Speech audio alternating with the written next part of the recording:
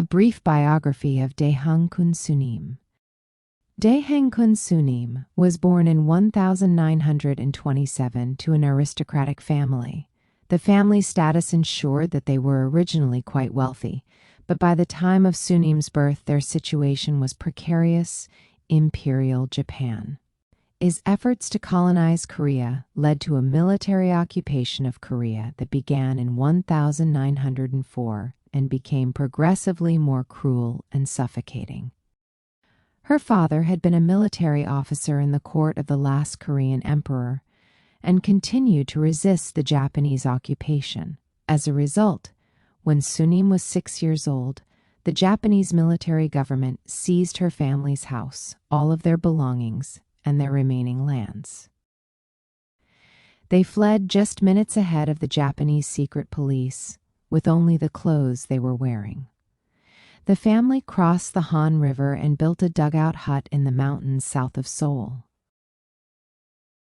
For a long time, their only food was what they could beg or what had been left behind in the fields after the harvest.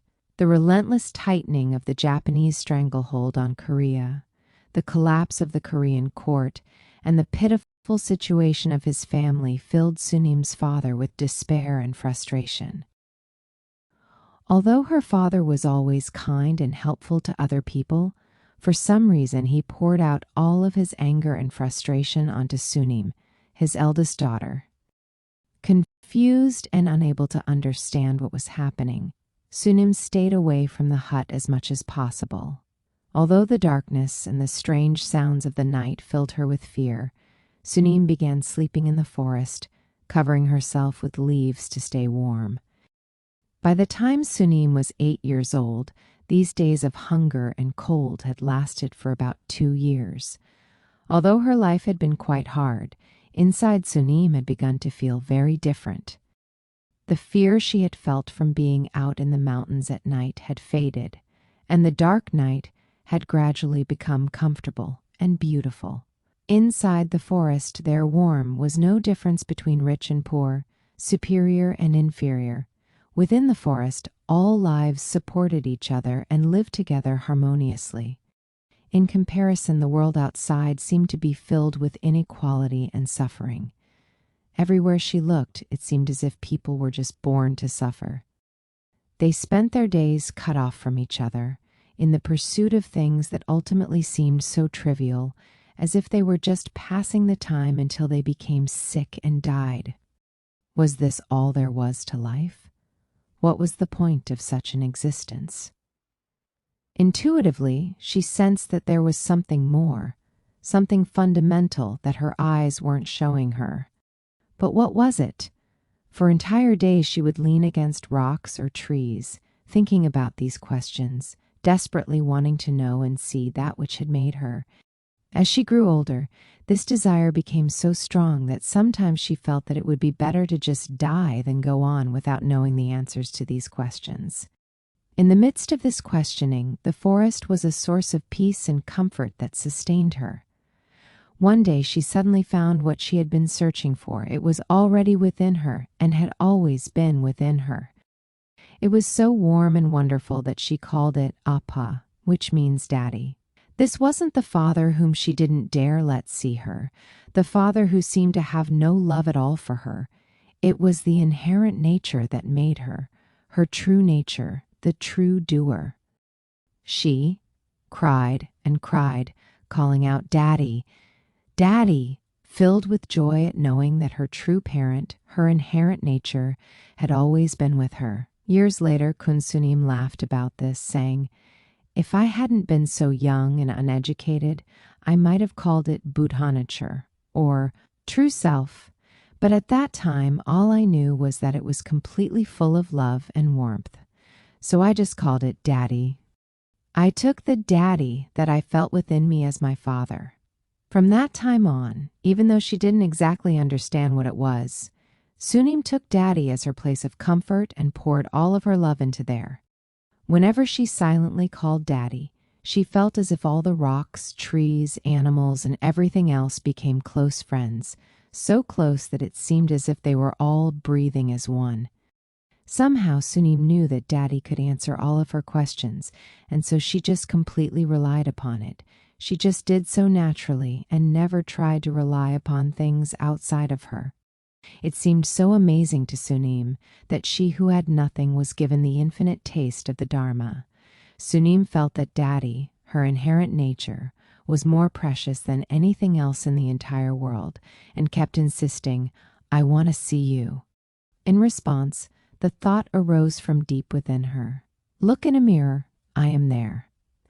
No matter how many times or how long she looked in the mirror, the only thing she saw was her own face. Nothing else. She was completely baffled. She had never heard any Dharma talks or studied any sutras, and couldn't understand what she was experiencing. Later, Sunim recalled, even though I was around 18 years old at that time, I still didn't understand the true meaning of that.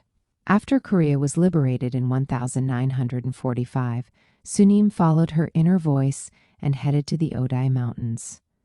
In those mountains was a great Seon Tu master she had met, called Hanam Sunim.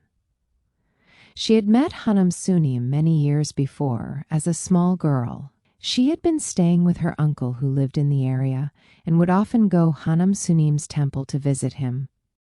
Daehang Sunim recalled, I had no idea of the titles he was known by, such as Great Sunim, Great Seon Master, and Supreme Wisdom. He was the head of the entire Jogye order, but he would play games with me and sneak me toasted rice snacks when nobody was looking. He gave love and compassion to those who were poor and suffering because they were and suffered. To those whose eyes shone with their desire to find the truth, he gave wisdom and encouragement. Whoever you were, you could meet him. His words sounded very ordinary, but they always contained a very deep taste. In his deep enlightenment, he was warm and peaceful, like Daddy. After arriving at the Odai Mountains, Sunim became a Hangja and entered a nearby meditation hall for Bhikshuni Sunims. After spending several days sitting in meditation, she felt like her knees were being torn apart. Suddenly, a thought arose. Why am I destroying the cart like this? Instead, why not pull the cow? As Sunim later explained, think of a cart and the cow that pulls it. If you want to go forward, should you hit the cart? No, just take the cow by its nose ring and gently lead it forward. So she left the meditation hall and returned to the forest.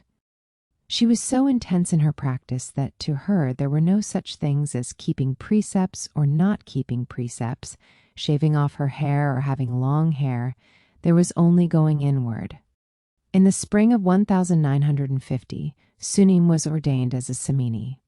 Hanam Sunim, who was again cutting Sunim's hair, asked, Right now, who is being ordained? Sunim answered, There is no moment of you giving ordination, and there is no moment of me being ordained. A crane just flies over a blue mountain. Hanam Sunim said, You should die, then you will see yourself. Sunim answered, Where is the self who should die, and where is the self who should kill? He asked further, Where is your mind?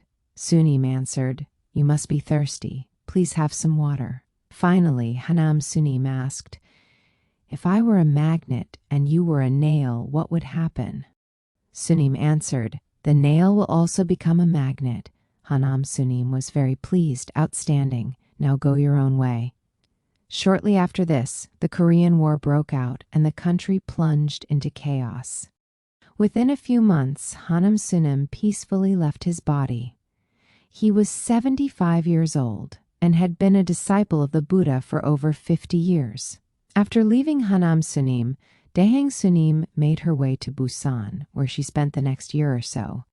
She started a small restaurant for dock workers and poor people, and also worked as a seamstress, using the fabric from army clothes to make civilian clothes. Previously, when Sunim experienced hardships, she had been the only one who suffered, so it hadn't really bothered her. But now it was almost unendurable, seeing the terrible suffering of everyone around her. Although she was able to feed and clothe many people, The feeling began to grow within her that there was a limit to how much she could help people through material means. Sunim realized that she had to go deeper into her practice, so she left Busan and the life she had created for herself there. Not content with what she had already understood, she kept asking herself, what's the purpose of life? Why do people have to suffer like this? Why am I here? She would continuously practice for days and nights without eating or drinking, but the only answer was, you should die, then you will see yourself. She had already solved this question at many deep levels, but she knew she had to go deeper still. All of Sunim's energy was focused solely on this question as her feet took her around the country. She wanted to know the answer to this question intensely, but still, nothing came from inside. Her desire to know the ultimate answer to you should die and then you will see yourself was so great that she could feel no value in a life devoid of this answer. As a result, she tried to kill herself several times, but failed each time. Sunim walked without any destination. Her only thought was that she should die someplace where nobody would have to bother with her body. Her feet stopped at the edge of a cliff that overlooked the Han River. But the moment she looked down at the water, she forgot all about dying. She may have spent half a day standing there, looking at the water. Suddenly awakening from this samadhi, her tears flowed uncontrollably. She had realized that my tears have to be the tears that can become an ocean that I will completely drink up. She was crying tears of joy, for now she had clearly understood how she had to go forward. Her tears were not just tears of simple empathy, rather. They were the tears that arose from truly becoming one with people's suffering and hardships. Furthermore, Sunim now knew that after becoming one with them, she had to be able to manifest non-dually from the state where she, the foundation, and the one who was suffering were all one. In this way, she would be able to truly help both individuals and even the planet. Sunim spent 10 more years in the mountains. She never compared herself to anyone else, and was never content to settle for what she had realized. Instead, she just kept going forward while trying to sincerely apply and experiment with what she had realized, without clinging to any experience or understanding. Always practicing through mind and testing her understanding and experiences, she was completely unconcerned about her body. When she felt that she should eat something, she just ate whatever plants and grasses were nearby. Sometimes she found wild fruit or mushrooms, and once a farmer gave her some dried beans. She spent several winters under pine trees or in a hole dug in the sand near a river, and during some of those winters the only clothes she had to wear were a light set of summer clothes. Her skin was badly cracked and bleeding, her bones could be clearly seen under her skin, and her hair was tied up in a ball using an arrowroot vine, but people who met her were struck by how bright her eyes were. Throughout the years of Sunim's practice, it seemed to others that she experienced much suffering, but she never thought of her practice as such. She wasn't intentionally trying to engage in some sort of physical hardship. It was just that all of her attention was directed only toward her true nature. For Sunim, there was no such thing as letting go or not letting go. She simply put all of her awareness on the foundation that made her. She did not pay any attention to outside things. She just kept watching only what touched her mind inside. It was like sitting quietly in a grassy field and just watching with a peaceful mind. For about a year, even the effort of thinking bothered her, so even if questions arose, she did not struggle with them. While practicing like this, sometimes the solution would suddenly arise, and sometimes it would come much later. As Sunim practiced, questions would arise from inside, such as, why is one of your feet bigger than the other? But when she looked down at her feet, they were both the same size. When such questions arose, she thought about them very deeply, without noticing whether it was getting dark or not, or how cold it was. She wasn't intentionally practicing that way, it just happened naturally. Sunim wasn't even aware of her body. Although her eyes were closed, inside her mind was clear and bright. One time she spent several days without moving, and afterward her whole body was so stiff that she couldn't even move her hands or feet. Sunim recalled, "Although I collapsed near death dozens of times, I did not die. I did not starve to death and did not freeze to death, and I was not hurt by animals. When I was near death, a thought would arise about where I should go to find what I needed. Once when I was walking at night, suddenly I couldn't move my legs. It was as if they were frozen. When I looked around, I realized that I was just one step away from the edge of a cliff. Do you know what caused my legs to freeze up like that? Things like this happened so many times. I knew that this wasn't a coincidence." Sunim spoke about these experiences during a Dharma talk.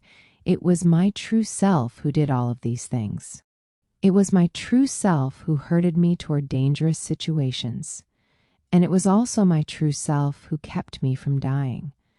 I was never injured or harmed while living in the mountains and forests, even though I was a small and weak woman. I survived like this for more than 10 years, even though I never took food with me or prepared clothes for winter. It was all due to the power of Juing'ong." Sunim once said, "What I experienced toward the end of those 10 years cannot be described. Even if I talk about it, no one will believe me. One time a huge dragon transformed into 1,000 different shapes. It was so spectacular. Many Mani jewels came out from the dragon's mouth, and all of them were connected by a string. I suddenly felt that the dragon was not a dragon. Instead, it was the manifestation of a single thought from the foundation. After this, the dragon soared into the sky and made a huge column of fire. The Wan character could be seen lying flat on top of the column of fire. The whole column started to rotate slowly, and it felt as if everything around me were connected to and rotating with this column." By testing what she had experienced so far, Sunim confirmed the invisible energy of the universe and refined her ability to use it. She felt like she could hold the birth and life of the entire universe in one hand. She began to explore the planets, the solar system, the galaxy, and beyond our galaxy. Sunim also paid special attention to diseases, having seen so much suffering caused by them.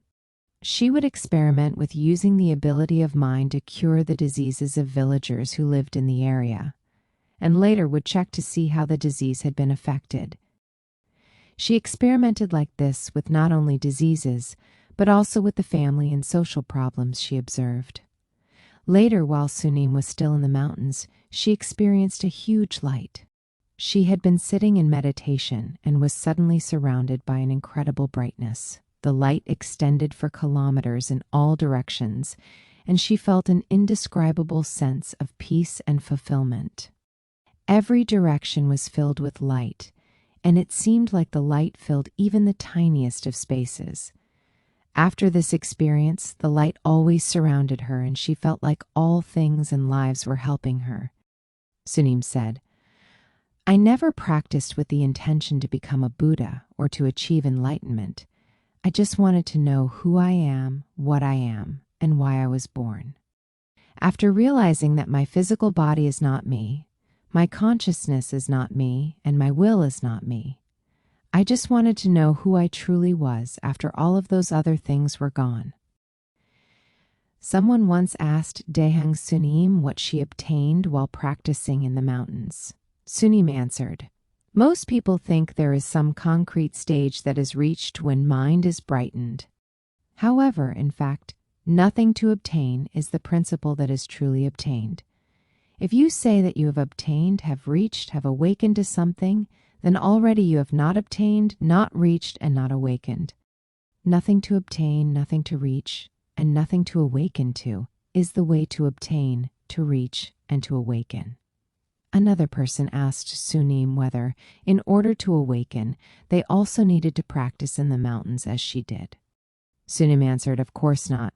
The most important thing is to practice through mind, not through the body. I just practiced with whatever confronted me, and those happened to be my circumstances. I was poor and didn't have any place to go, so I just practiced like that. Regardless of your circumstances, you have to practice through mind. Around the end of the 1,950 seconds, Dehang Sunim stayed in a small hut that was a few hundred meters below Sangwon Temple in the Chiak Mountains.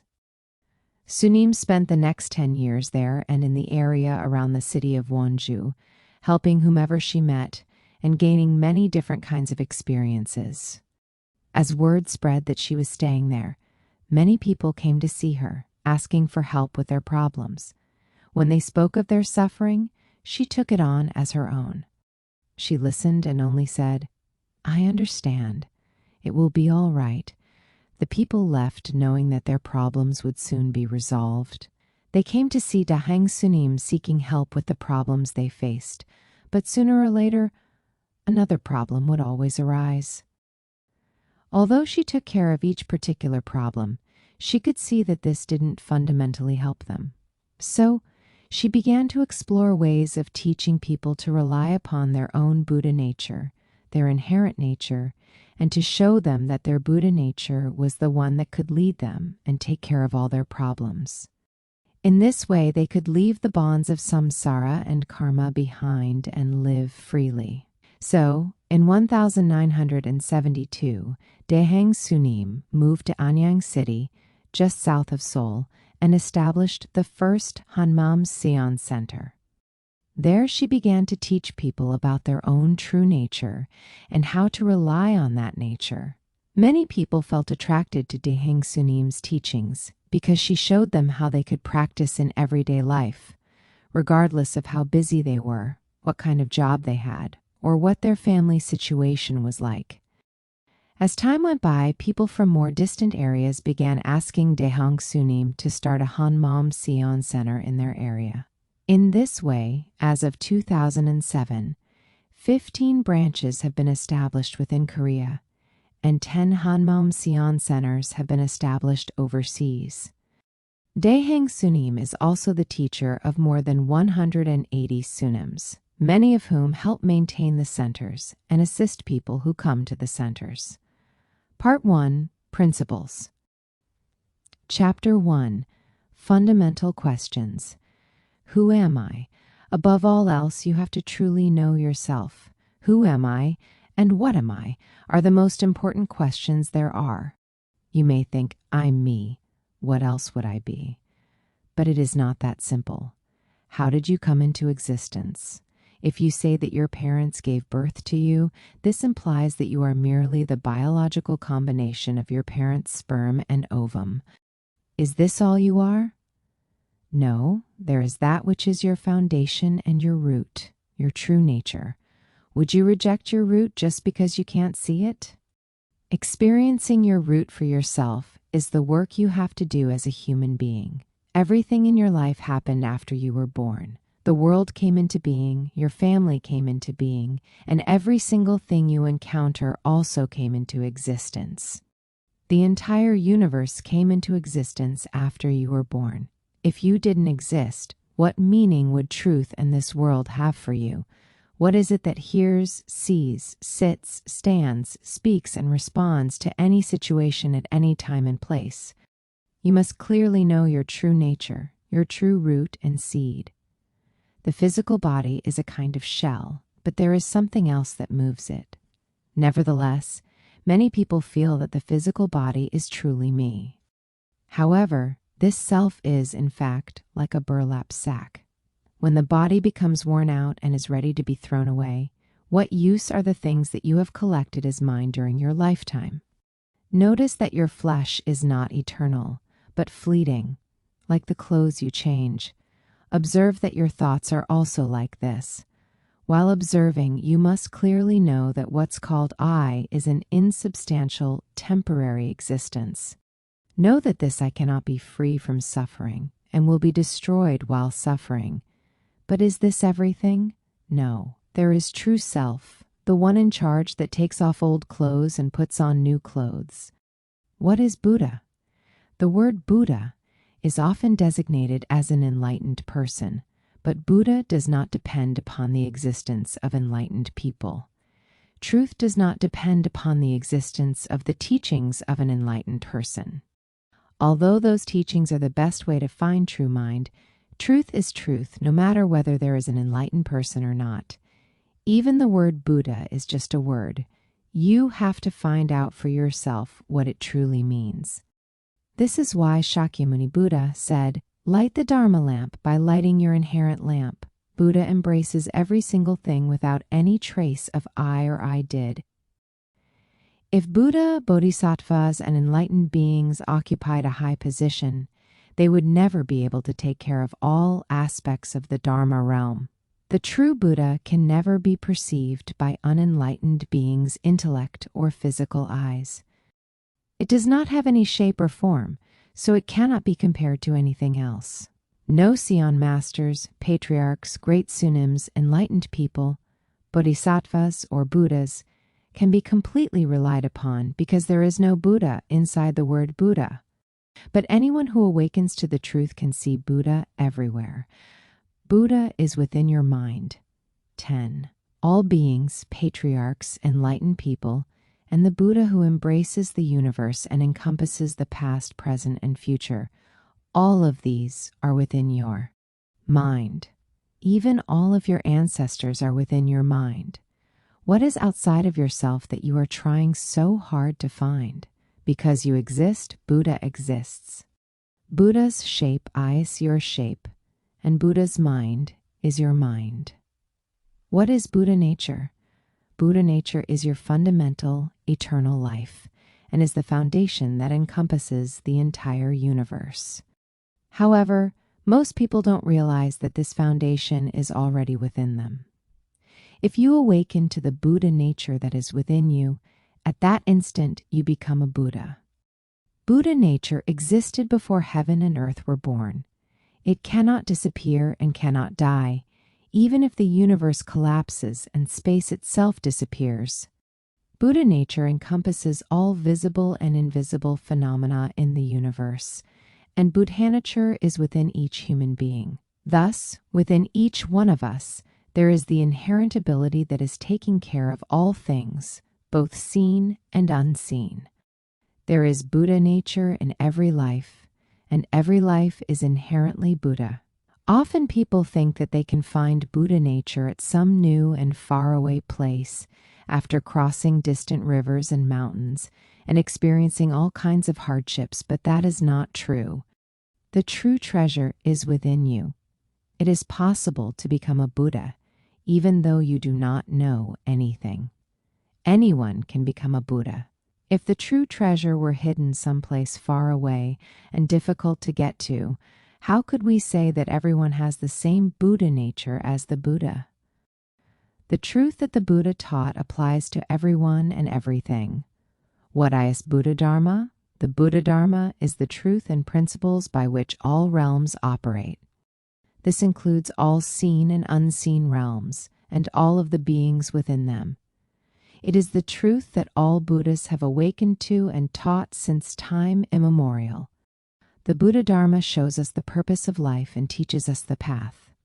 If we don't know who we are, then we don't know what to rely upon, or even why to live. The Buddha Dharma shows us who we are and what life is. The Buddha Dharma will never decline as long as human beings exist, because it functions throughout every single part of our daily life. The Buddha Dharma will never decline as long as life exists, because it functions throughout the daily life of every creature. The Buddha Dharma will never decline as long as the three realms 11 exist, because the functioning of the three realms is itself the Buddha Dharma. To look at this another way, Buddha is the eternal life that every form of existence has, and Dharma is the thoughts and actions of those lives. It is said that it is not easy to meet the essence of the Buddha Dharma, even over millions of kalpas, not because the Buddha Dharma is difficult to understand, but because people's minds make it difficult. Although there are many highly regarded and difficult teachings in the world, the Buddha Dharma is great not because it is highly regarded or difficult, but because it is simple and it easily shows the truth to everyone. What is Buddhism? Buddhism functions everywhere, encompasses everything without any limitation. Let's examine the Korean word for Buddhism, Bulgyo. The first syllable, Bul, refers to the fundamental source of every single life, including even a blade of grass, and the second syllable, Gyo, refers to learning from each other. We communicate with each other through speech, mind, and actions. So the word Buddhism means communicating with each other through the foundation, the fundamental source of life, and through that, listening to each other and learning from each other. Buddhism is a description of how the entire universe functions and is also an explanation of the truth itself. No matter the religion, ultimately, its essential teachings are that the foundation of everything exists inside, not outside. The purpose of studying Buddhism is to discover who I am. Discovering who I am means returning to my foundation. Practicing Buddhism is believing in my true self, not the I, the label, that I have mistaken for my essence. When we forget this I, then our true self, which has always existed, will shine through.